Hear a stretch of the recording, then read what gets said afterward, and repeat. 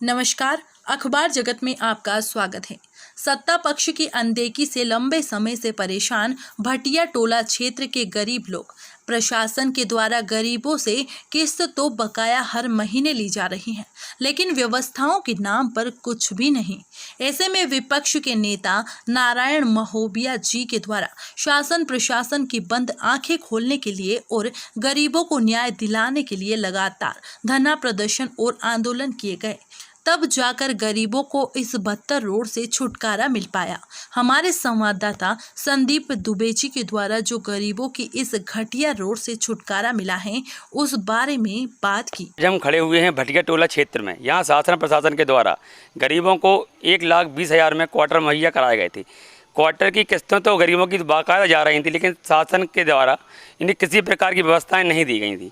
आज यहाँ की रोड ऐसी थी कि कोई बीमार पड़ जाए तो रात में अस्पताल ना पहुँच पाए। यहाँ लोगों के द्वारा बताया गया कि घुटने घुटने भर के कीचड़ और ये परेशानी से कई सालों से जूझ रहे थे। फिर इन्होंने अपनी गुहार लगाई झुग्गी झोपड़ी प्रकोष्ठ के कांग्रेस नेता नारायण महोबिया जी से, जबकि नारायण महोबिया जी ग्राम देवरी में निवास करते हैं, लेकिन उन्होंने गरीबों की परेशानियों को समझा जाना और शासन प्रशासन के लिए पास हमेशा ज्ञापन दिए, आंदोलन किए।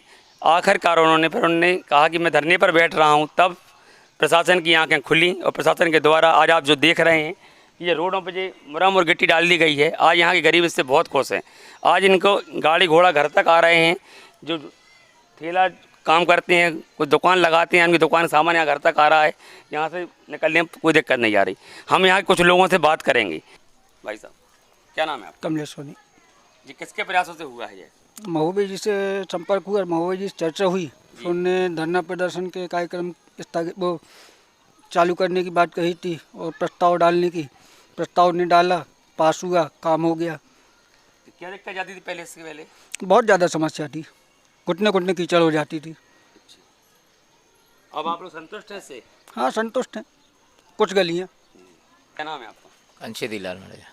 अब आप संतुष्ट हैं इससे? संतुष्ट हैं भैया, बिल्कुल बाकायदा। आप पहले कितनी परेशानी थी? अरे बहुत कीचड़ है दीजा में, है ना।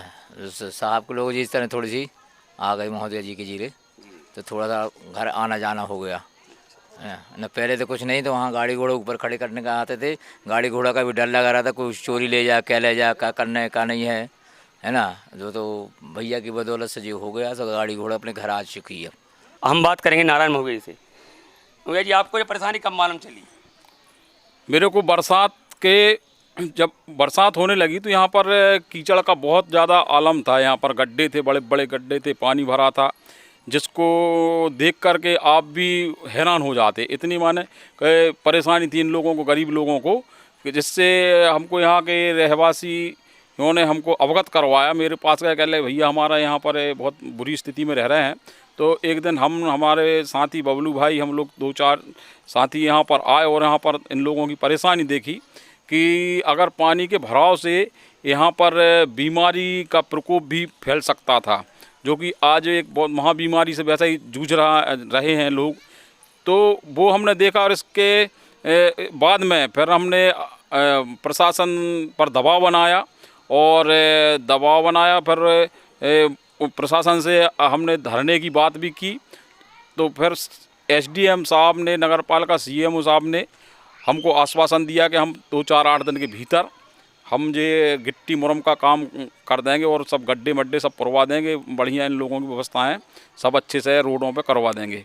तो मैं नगर पालिका अधिकारी सीएम साहब को भी मैं धन्यवाद देता हूं कि उनने तत्काल अपनी बात संज्ञान में ली और गरीब लोगों के आने जाने की दिक्कत जो हो रही थी, तो मुरम डलवा के, गिट्टी डलवा के उनकी समस्याओं का हल किया।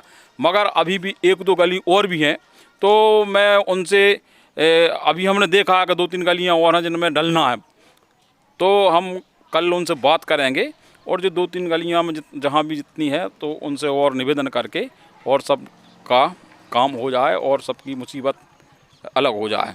तो आप संतुष्ट हैं अभी जी जो कार्य हुआ है गरीबों के हित में? हाँ, अभी तत्काल में तो बढ़िया सब अच्छा हमने देखा। जो पहले गड्ढे, बड़े बड़े गड्ढे थे, वो सब पुरवा दिए गए हैं। तो इसीलिए मैं खुद नगर पालिका अधिकारी को धन्यवाद देता हूं कि उन्होंने तत्काल माने गरीब लोगों की आवाज़ सुनी और गड्ढे पुरवाए।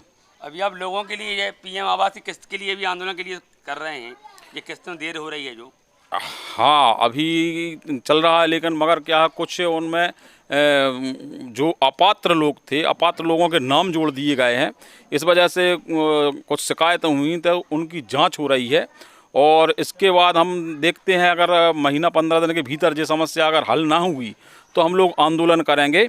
और अभी जो यहाँ पर जो सांकल नाके से जो कुछ परिवारों के मकान तोड़े गए हैं और यहाँ पर शिफ्ट कर दिए गए हैं, लेकिन अभी तक उनके कोई व्यवस्थाएं नहीं हुई।